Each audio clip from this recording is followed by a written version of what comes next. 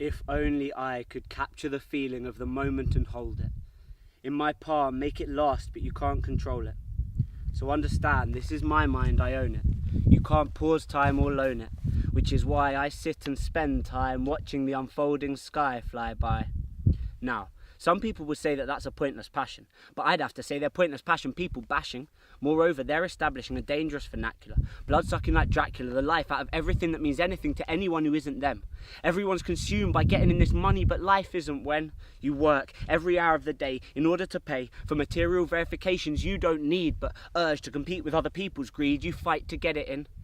Then realise you've spent your whole life in needless conflict because it wasn't found fighting. All it was a state of mind one had to find in being. Relearn to love the joy of simply seeing, compliment and appreciate another human being.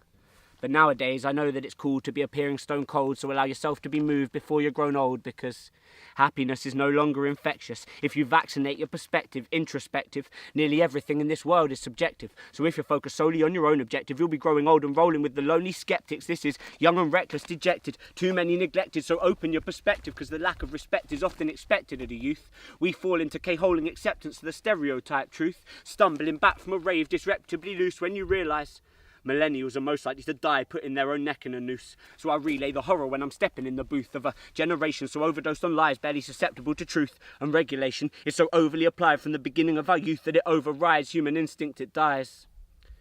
And we forget how to live whilst trying to survive.